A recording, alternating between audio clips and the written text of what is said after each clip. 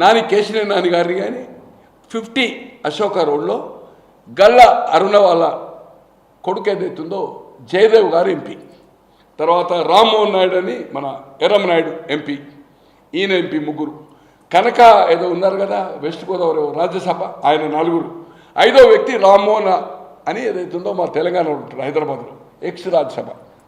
నేను లోకేష్ గారిని కలవడానికి అప్పుడు చంద్రబాబు గారు జైల్లో ఉంటారు, నాకు అక్కడ కలవడానికి. యాక్చువల్గా నేను రాజమండ్రికి పోవాలి అనుకోకుండా ఫస్ట్ టైం అడ్వకేట్ని కన్సల్ట్ చేయడానికి స్పెషల్ ఫ్లైట్లో ఏదైతుందో ఢిల్లీకి వెళ్ళాను. నేను ఢిల్లీకి వెళ్ళి దిగాను, ఇమీడియట్గా ఫ్లైట్ రాజమండ్రి బుక్ చేసుకున్నాను.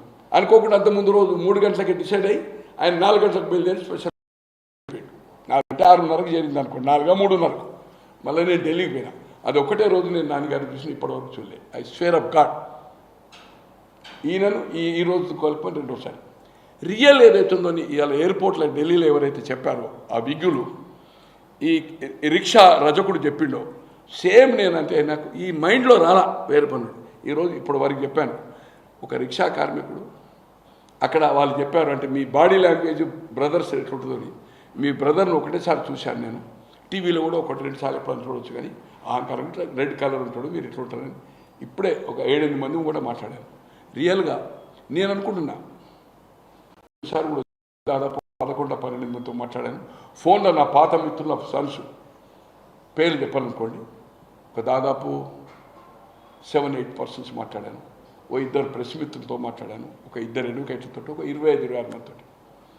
అంటే అందరు ఒపీనియన్ ఈజీగా 1.5 ఒకరు 2 అన్నారు, 3 అన్నారు, వేరే సంగతి. కానీ 2 lakhs కంటే తక్కువ యావరేజ్గా మనం చూసినప్పుడు ఏదైతుందో 2 లక్షల చిల్లర కంటే తక్కువ గెలవడం ఖాయం. నిన్నటి ప్రైమ్ మినిస్టర్ నేను అనుకుంటున్నాను, ఇక్కడ నేను పేపర్లో టీవీ చూడలేదు, ఖచ్చితంగా దాని టెంపో ఏదైతుందో హై పిచ్లో పోయింది.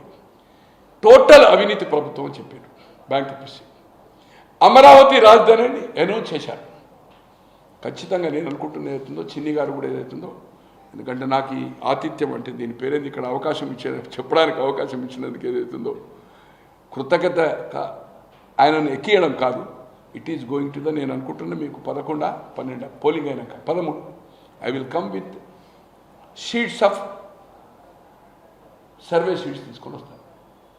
ఇప్పుడు మనకి ఇయర్ ఎలక్షన్స్ ముందు, ఎలక్షన్స్ అయిపోయిన తర్వాత ఆటోమేటిక్ అయిపోతుంది. అది ఏమంటారు ఎగ్జిట్ పోల్ చెప్పడానికి వీల్లేదు, ఎందుకంటే June 4th.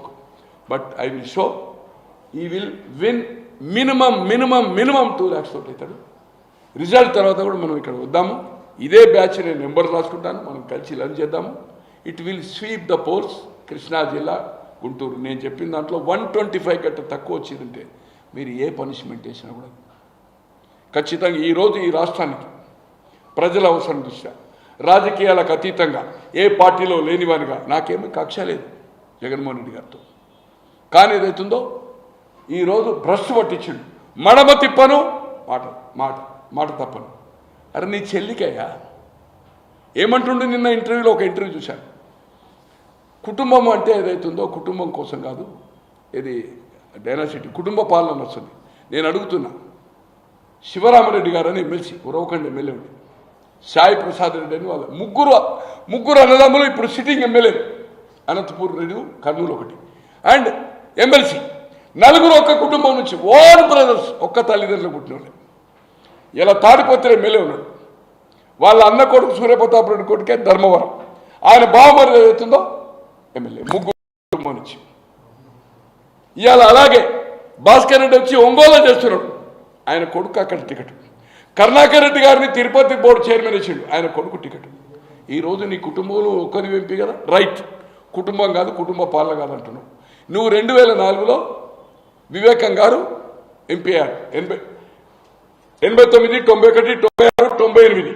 రాజశేఖర రెడ్డి గారు లోక్సభ అయ్యాడు, ఇక్కడ వివేకం గారు ఎమ్మెల్యే అయ్యాడు. అంటే 4 సార్లు కాదు 3 సార్లు. తర్వాత ఆయన ఎమ్మెల్యే చేసినాక 2004లో ఆయన లోక్సభ అయ్యాడు. ఒత్తిడి చేసి వివేకానంద రెడ్డి గారి మీద జగన్మోహన్ రెడ్డి గారికి మీ విజయవాడ ప్రెస్ ద్వారా ప్రశ్నిస్తున్న సజ్జల రామకృష్ణారెడ్డి జవాబు చెప్తాడా, భారతి గారు చెప్తాడా, లేకపోతే బొత్స చెప్తాడా, అంబడి రాంబాబు ఒత్తిడి చేసి మానసిక శోభ చేసి రాజీనామాకు ఒప్పించాడు. ఆయన రాజీనామా తీసుకొని ఢిల్లీకి వెళ్ళాడు. సోనియా గాంధీ గారు అపాయింట్మెంట్ అడిగాడు, ఇస్తా అంటే ఆమె ఒప్పుకోలే. వివేకానంద రెడ్డి గారు మీరు రాజీనామాను మేము ఒప్పుకోము ఇవ్వడానికి, 1 మీరు ఇచ్చిన ఆమోదమైనా కూడా మీ కుటుంబ సభ్యులకు మేము టికెట్ ఇవ్వము. జగన్మోహన్ రెడ్డి కానీ మీ కుటుంబ సభ్యులకి you tell your brother Rajasekhara Reddy గారు అని చెప్పింది. వివేకంగా రాపండి అప్పుడు ఆయన రాజీనామా చేయాలి. రైట్. సిట్టింగ్ ఎంపీని బాబాయ్ కదా 2004లో ఎన్నికైంది కదా, అయిందాకా లేదా? అంతకుముందు 99లో అయింది కదా, 99లో ఆయన ఎమ్మెల్యే చేసినప్పుడు ఈయన అయింది కదా, 99 2004 కదా, 2 సార్లు కదా. 2009లో నువ్వెందుకు టికెట్ తీసుకున్నావు ఆయన నాయన ఉండగా? ఇవాళ ఏం చెప్తున్నాడు? షర్మిలి డబ్బుల కోసము ఈ పవర్ కోసమని అడిగిందని. అంటే ఇండైరెక్ట్ అదే మీరు TV9 చూడండి తెలిసిపోతుంది. ఈరోజు నేను అడుగుతున్నా, నీవు 2004 కంటే ముందు నీ తండ్రి ఒక పవర్ ప్రాజెక్ట్ చెప్తే సాక్షి పేపర్ ఉందా, టీవీ ఉందా, బెంగళూరులో ప్యాలెస్ ఉందా, హైదరాబాద్లో ప్యాలెస్ ఉందా, ఇవాళ భారతీయ సిమెంట్ ఉందా, ఇండియా సిమెంట్ దాల్మియా ఎవరే నీ క్లాస్మేట్సా? నీ దగ్గర నౌకరు చేసిపోయి సంపాదించుకున్నారా? పెన్నా సిమెంట్ ప్రతాపరెడ్డి ఎవరా నీ క్లాస్మేటా? వాళ్ళు ఎందుకు పెట్టింది పెట్టుబడి? అంటే నువ్వు తండ్రిని అడ్డం పెట్టుకొని అయితే 1000 కోట్లు దోచుకున్నావా లేదా, ప్యాలెస్లు కట్టుకున్నావా లేదా? ఈరోజు షర్మిలి గారిని ఏదైతుందో నువ్వు జైలు ఉన్నప్పుడు ఆంధ్రలో 17, తెలంగాణలో సురేఖ 18 పోటీ చేస్తే 15 గెలిచారు. ఒక నర్సాపూర్ అండ్ అది పిల్లి సుభాష్ చంద్రబోస్ ఈస్ట్ గోదావరి అండ్ సురేఖ ఓడిపోయి 15 గెలిచారు. పాదయాత్ర చంద్రబాబు చేస్తూ ఉంటే పార్టీ డల్ అవుతుందని ఆమె కఠోర నిర్ణయం తీసుకున్నది. పాదయాత్ర చేయాలంటే భారతి నేను నాకు కేసెస్ ఉన్నాయి, వ్యాపారం చేసుకోవాలి. తల్లి చేసే పరిస్థితి లేదు. ఆ రోజు 3,500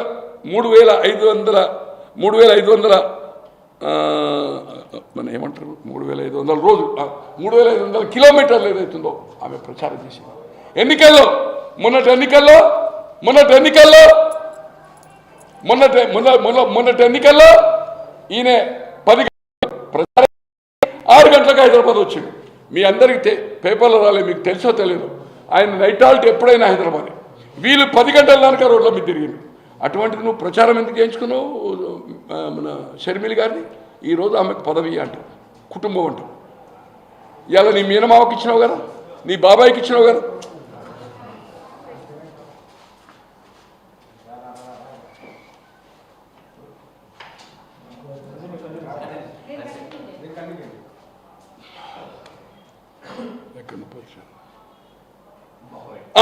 నీ మేనమావకి ఇచ్చావు కదా, నీ బాబాయ్కి ఇచ్చావు కదా, ఈరోజు రాజ్యసభ ఇచ్చావు కదా, పోయినసారి లోక్సభ ఇవ్వాలి కదా. నీ చెల్లి ఉండద్దా? అంటే నువ్వు జైలుకి పోతే భారతం అన్ని స్ట్రోక్ అంటారు, సన్ స్ట్రోకులు, తర్వాత బ్రదర్ స్ట్రోక్ అంటారు కదా. ఈరోజు జగన్మోహన్ రెడ్డి గారికి వైఫ్ స్ట్రోక్ అంటే భారతి గారు ఈయన జైలుకి పోతే అన్నీ నేర్చుకున్నారు. ఆయన కంటే పరదాలు కట్టుకొని రామకృష్ణారెడ్డి గారికి 2-3 రోజులు కలవడు. మీరు తెలుసుకోండి, అక్కడ ఎవరన్నా వాకప్ చేయండి. ఫోన్లో ఆయన ఎవరు ఉన్నాడు కదా, నాగేశ్వరరావుకి ఫోన్ చేస్తే ఫోన్ ఇస్తే మాట్లాడాలి. పక్క రూములే ఉంటారు 3 రోజులు. వీళ్ళిద్దరే మొత్తం. ఆమె ఇప్పుడు అంతా పర్ఫెక్ట్, అంత ఫైల్స్ ఏదైనా ఎండాజ్ అంటే ఫైల్ చదివి ఏదో పనుల మీద నిమగ్నమే ఉంటాడు. అంతా డబ్బులు కదా, చిన్నప్పటి నుంచి డబ్బులు కదా. ఒక మాట చెప్తున్నాను, ఇది చెప్పవచ్చో లేదో, నేను చాలా చిన్నవాడిని, పేదవాడిని. రాజశేఖర రెడ్డి గారికి కుటుంబ సభ్యులక ఒక సందర్భంలో వీళ్ళకు చాలా పిచ్చి, చదువు పిచ్చి లేకుంటే అమెరికా పోతే కూడా 2 సార్లు వచ్చేసిండు చదవకుండా.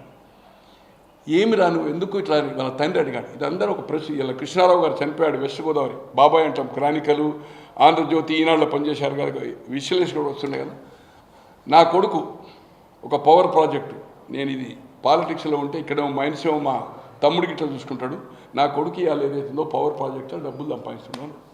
చదువు విషయంలో మాట్లాడి వద్దంటే మొదటి నుంచి అతనికి వ్యాపారాలు ఇంట్రెస్ట్ ఉండే, డబ్బు ఇంట్రెస్ట్ ఉండే. దివాకర్ రెడ్డి కొడుకు వ్యాపారం చేస్తలేడా, కాంట్రాక్ట్ చేస్తలేడా. నరసింహారెడ్డి అని వరంగల్ ఒక మంత్రి ఉండే మున్సిపల్, వాళ్ళు సెక్రటరియట్లో కూడా ఛాంబర్ చేసిండు, వాళ్ళు చేస్తలేని. ఒక సందర్భంలో నేను 75,000 రూపాయలు షౌట్ చేశాడు షేర్స్ కొంటున్నప్పుడు. I swear of this God, నా కన్న తల్లి తండ్రికి పుట్టేది ఉంటే ఆ రోజు, అంటే మండే నాడు పేమెంట్ చేయకపోయేది ఉంటే లాస్ అయితే ₹1,00,000 నా దగ్గర ఉంటే ఇలా సూర్యుడైన అతనికి సహచరుడు రాజశేఖర రెడ్డి గారికి. సుధాకర్ రావు గారు అని వాళ్ళకు ప్రాణమిత్రుడు, ఇన్ఫర్మేషన్ కమిషన్ నుండి ఆయన చనిపోయాడు. నా దురదృష్టం. ₹1,00,000 అడిగితే నా 25,000 రూపాయలు నేను కార్డ్స్ ఆడతాను, బెంగళూరు పోతున్నాను. నిన్న 25,000 75,000 ఇస్తే నాకు 1 మంత్కు. అంటే నాకు జగన్మోహన్ రెడ్డి గారు అడగలే, సూర్యుడు మాకు సుధాకర్ను సూర్యుడు అంటే 75,000 ఇచ్చాను, 75,000 షేర్లకు. నీ ఆర్థిక పరిస్థితి ఇది మాకు తెలియదు. ఆర్థిక పరిస్థితి బాగా రిచ్ మైన్స్ ఉండే కావచ్చు, మైన్స్ బంద్ అయిపోయినాయి కదా. రాజశేఖర రెడ్డి గారు సబ్ కాంట్రాక్ట్ చేసింది కదా, ఎక్కడ తెహరీలో రాజగోపాల్ మీ విజయవాడ ఎంపీ దగ్గర సబ్ కాంట్రాక్ట్ చేసిండు కదా, బెంగళూరులో రియల్ ఎస్టేట్ చేసిండు కదా. ఇలా మా దగ్గర ప్రాజెక్ట్ ఆసిఫాబాద్లో ఆ కాంట్రాక్ట్లో రింగ్ అయ్యి మా మిత్రులందరినీ డ్రాప్ చేయించి ఒక కాంట్రాక్ట్ చేస్తే అతని మిషన్లు ఉంటాయి కదా. ఇప్పుడు మైన్ కేసు ఉండే అన్ని మా దగ్గర వట్టివాగ్ ప్రాజెక్ట్ అనేది ఏదైతుందో ఆసిఫాబాద్, ఏది బెల్లంపల్లి ఆదిలాబాద్ జిల్లా దగ్గర ఏదైతుందో ప్రాజెక్టు, వాళ్ళ లారీలు వచ్చాయి. 1 crore ప్రాఫిట్ వచ్చింది దాంట్లో, 1 crore ప్రాఫిట్ వచ్చింది. ఆ రింగ్ చేసి అతనికి టెండర్ రావడానికి రాజశేఖర రెడ్డి, ఈయనకు సంబంధం లేదు, రావడంలో నేను ఒక కారకుని. ఈరోజు పెన్నా సిమెంట్ ప్రతాపరెడ్డి గారు బతుకున్నాడు, కేవీపీ రామచంద్రరావు బతుకున్నాడు. ఇవన్నీ మేము చూసినామయ్యా. నీ ప్యాలెస్లు ఆస్తులు ఎక్కడి నుంచి వచ్చినాయి? నువ్వు డబ్బులు సంపాదించినావు, నీ బాబాయిని రాజీనామా చేయాలని చూసినావు, నీ బాబాయ్ సిట్టింగ్ ఎంపీని కాదని నువ్వు తీసుకున్నావు. నువ్వు నీ తండ్రిని అడ్డం పెట్టుకొని ఇవన్నీ సంపాదించి ఈరోజు నీ చెల్లి మీద పదవి నువ్వే చెప్పినావు, నువ్వు ఎంపీ ఇస్తా అని నీ తల్లికి చెప్పినావు. అటువంటిది ఏదైతుందో ఈరోజు పచ్చి అబద్ధాలు మాట్లాడుతున్నాడు. మడమ తిప్పను, విశ్వసనీయత, ఇవన్నీ ఇచ్చిన హామీలు. ఈరోజు 2,60,65,000 కోట్ల సంక్షేమము, అభివృద్ధి అనేది కుంటుపడ్డది. 13 లక్షలు అప్పు చేసిండు, ఒక ఉద్యోగం రాలే. సచివాలయముకు 2 లక్షల చిల్లర ఉద్యోగాలు ఇచ్చిండే. మినిమం వేజ్ ఎంత సార్ మీ అందరికీ తెలుసు, 270 రూపాయలు, నెలకు 8,000. ఎంత ఇచ్చిండే వాళ్ళకు? 5,000 రూపాయలు మాత్రమే. వెట్టి చాకరీ చేయించుకున్నాడు కదా. నేను చెప్పేది ఏంటంటే ఫైనల్గా ఖచ్చితంగా కూటమి అనేది, నేను ఏ రాజకీయాల్లో 2013 నుంచి జగన్మోహన్ రెడ్డి గారితో ప్రయాణమై ఎప్పుడైతే జూలై 27, 2013లో తెలంగాణ ఇస్తానని డిసిజన్ ఇచ్చింది. 30 నాడు క్యాబినెట్ కూర్చుండి తెలంగాణ రాష్ట్రంకు రికమెండ్ చేసింది. అది ప్రెసిడెంట్కి పోయి ప్రెసిడెంట్ స్టేట్కి రెఫర్ అయినాక మార్చిలో బిల్ పాస్ అయింది. ఆ రోజు నుంచి ఇప్పటి వరకు ఏ రాజకీయ పార్టీ లేను, ఎవరితో నాకు సంబంధం లేదు. ఇక్కడ ఉన్న పరిస్థితిని చెప్పడానికే నేను అనుకోకుంటే ఏదైతుందో నాకు ఉండే చనువు కొంత ఇక్కడి క్యాండిడేట్ కానీ, గుంటూరు కానీ, గుడివాడ కానీ, నా మిత్రులు యూఎస్లో ఏదైతుంది, ఇప్పుడు శ్రీరామ్ గారు వచ్చారు కదా, నాకు దాదాపు 20 ఏళ్ళకి రెగ్యులర్ వారంకో 2 సార్లు మాట్లాడుతూ ఉంటాం. వాళ్ళ రిక్వెస్ట్ తోటి ఈ ప్రాంతం తిరగాలని, అలాగే అనుకోకుండా ఒక చిట్ చాట్ అని ఒక 4-5 చెప్పాను. ప్రెస్ కాన్ఫరెన్స్ అనుకోలేదు. అంతగానం దేవుని ఏం కోరుకుంటాను అన్న? మాకు అన్ని ఇచ్చిన మోడీ సల్లగుండాలని కోరుకుంటున్నా. నేను ఈ రోజుకి ఇంత ప్రశాంతంగా ఉండి వ్యాపారం చేస్తున్నా అంటే కారణం మోడీ గారు గ్యారంటీగా ఉండి నాకు రుణం ఇప్పించడం వల్లే కదా. ఊర్లో ఉన్న మా అమ్మానాయలకి అప్పులు తెచ్చి పంటలేసుకునే అవసరం లేదు. కండ్లు మంటలు మండుతున్నా పొయ్యిలా గొట్టం పెట్టి ఊదే బాధ లేదు. కడుపులో ఉన్న ఇబ్బంది పొద్దుందాకా ఆపుకొని చీకటి పడ్డాక ఊరవతలకు పోయే దౌర్భాగ్యం లేదు. మోదీ తీసుకొస్తున్న స్కీముల వల్ల అందరికీ అన్ని పనులు అయితానాయి. నేను ఎంతో సంతోషంగా చెప్తున్నా, ఇది నా భారత్. మోదీ గారి ఆలోచనలతో ఎదుగుతున్న భారత్. కమలం గుర్తుకి ఓటేద్దాం, బీజేపీని గెలిపిద్దాం. మోడీ మన అందరి నేస్తం, బీజేపీనే గెలిపించేద్దాం. అసలైన తొలి వెలుగు. ఫాలో వాట్సాప్ @తొలి వెలుగు official.